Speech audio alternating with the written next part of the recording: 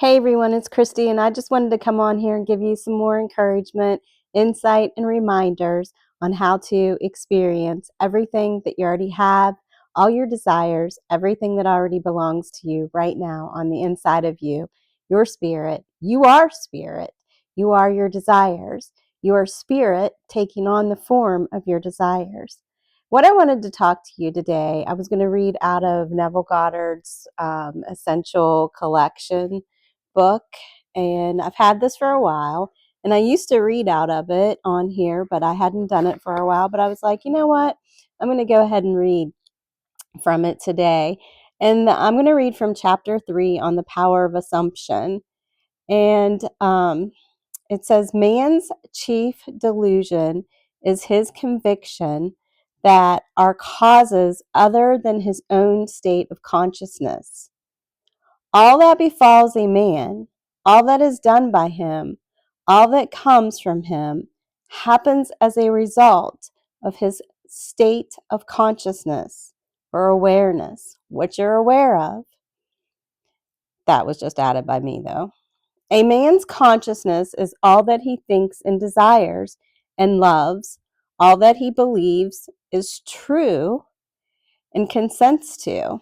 So you have to give your consent. And how do we do that? We give our consent to thoughts whenever we keep dwelling on them. But let me continue. That is why a change of consciousness or awareness is necessary before you can change your outer world. Rain falls as a result of a change in the temperature in the higher regions of the atmosphere. So, in like manner, a change of circumstance happens as a result of change in your state of consciousness. Now, I will add something to that because I've heard stories before where people have literally changed their thoughts, their consciousness, their awareness about weather, and it changed, after a few hours, even instantly. I've heard many stories about that in the past. But let me continue with the rest of this. And then he quotes a scripture out of the Bible, "Be ye transformed by the renewing of your mind." And I've actually learned more on that from someone else, and it's "Be ye transformed by the renewing mind," not the renewing of your mind. We only have one mind, the mind of Christ, the powerful mind. Okay, our consciousness, our mind of things that are lovely and true and of good report, that's the only mind. So we are just keeping our thoughts, our consciousness, our awareness on that and our desires as if they're already done. And that mind of Christ is what is changing our pathways in our subconscious, okay? So it's not renewing of the mind, but with the renewing mind, the mind of Christ. And then he goes on to say, to be transformed, the whole basis of your thoughts must change. But your thoughts cannot change unless you have new ideas. For you think from your ideas. All transformation begins with intense, burning desire to be transformed. The first step in the renewing of the mind, or the first step to being aware of the renewing mind or the mind of Christ, is desire. You must want to be different and intend to be before you can begin to change yourself. And I want to say this, you're not really changing yourself, your true self. You're changing the pathways in your brain. And, I still love what Neville Goddard has to say, but I've learned a lot more about the Hebrew and the Aramaic translations in the Bible, so that's why I'm adding some of this. But then he goes on to say, you must make your future dream a present fact. And how do we do that? By focusing on it, by living in the end, by having that burning desire, wanting to, more than anything, experience what is already ours. And then he goes on to say, you do this by assuming the feeling of your wish fulfilled, living in the end, basically. And by desiring to be other than what you are, or I should say what you're experiencing. There goes Astro back there. By desiring to being other than what you are, or experiencing what you want to experience, I should say, like I said, you can create an ideal of the person you want to be and assume that you are already that person. And I'll add, because you are. You are, if you have a desire that's coming from God, and you have the desire because you already are it. If this assumption is persisted in until it becomes your dominant feeling, and I'll say until it becomes your dominant thoughts living in the end, the attainment of your ideal is inevitable. It has to happen, guys, girls and guys. The ideal you hope to achieve is always ready. Let me change the page here. It's always ready, an incarnation, but unless you yourself offer it human parentage, it is incapable of birth. Therefore, your attitude should be one in which, having desired to express a higher state, you alone accept the task of incarnating this new and greater value of yourself. And it's not really new in and of your true self. I just want to keep saying that, but it's a new experience, okay, in your physical form. In giving birth to your ideal, you must bear in mind that the methods of mental and spiritual knowledge are entirely different. This is a point that is truly understood by probably not more than 1 in a million. Let me read that again. This is a point that is truly understood by probably not more than one person in a million.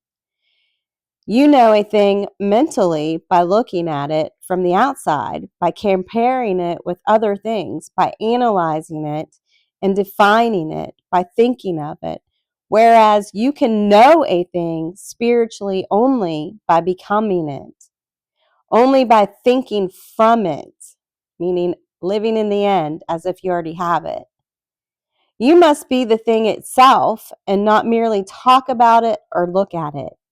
You must be like the moth in search of his idol, the flame, who spurred with true desire, plunging at once into the sacred fire, folded his wings within till he became one color and one substance with the flame. He only knew the flame who was in it burned, and only he could tell who never to tell returned. That was like a little saying there in italics. Just as the moth in his desire to know the flame was willing to destroy himself, so you must, in becoming a new person, be willing to die to your present self, or your present thoughts, I should say. You want to die. The old man, the old self is already gone. And it talks about the old man in the Bible.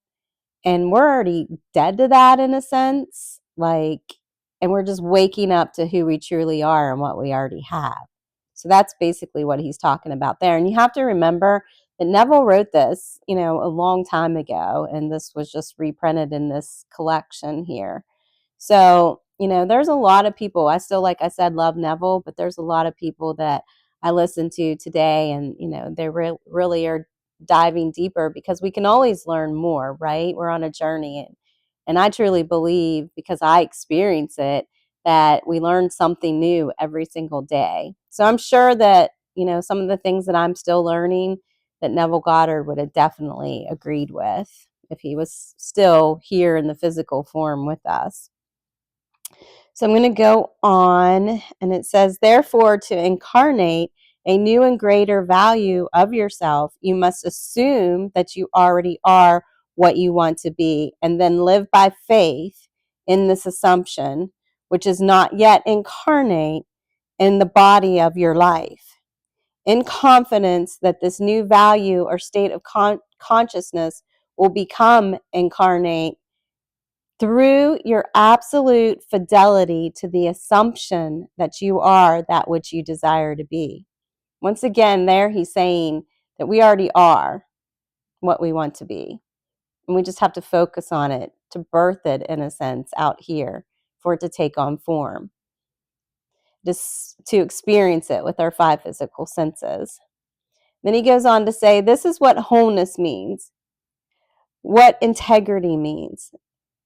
They mean submission of the whole self to the feeling of the wish fulfilled, in certainty that the new state of consciousness is the renewing of the mind, which transforms. There is no order in nature corresponding to this willing submission of the self to the ideal beyond the self. Therefore, it is the height of folly to expect the incarnation of a new and greater concept of self to come about by natural evolutionary process. That which requires a state of consciousness to produce its effect obviously cannot be effected without such a state of consciousness. And in your ability to assume the feeling of a greater life, to assume a new concept of yourself, you possess what the rest of nature does not possess: imagination, the instrument by which you create your world. But Neville also has talked about how all creation is finished. There's a short video out there. He doesn't talk, it's just puts words on the screen talking about creation is finished, and I love it. I love that video. I'd encourage you to go find it. But anyway, yeah, when he says to create, I think he just means to, live in the end and to take on that form, because creation was finished at the creation of the foundation of the world. But basically, what I just read is about the law of assumption, staying in the state in your mind of the wish fulfilled. Just stay there and believe that if you stay there, it cannot not happen. So I believe that this helped you in some way, and I will talk to you later. Bye-bye. Oh, I do want to say, if you have any questions or if you have want one-on-one coaching, I do offer that. I'm going to put my email. I usually put it down below in the comment or in the description. But yeah, if you want that, I'm available. And well, we can talk about when I'm available, actually, if you email me. I've had people email me before, and I used to do more coaching than I have been lately, but I am willing to do it. And so if you're not experiencing what you want to experience and you feel like you need that extra one-on-one help, because sometimes we can think that we're staying in the wish fulfilled. We can think that we're, operating from the law of assumption and assuming that we already have everything.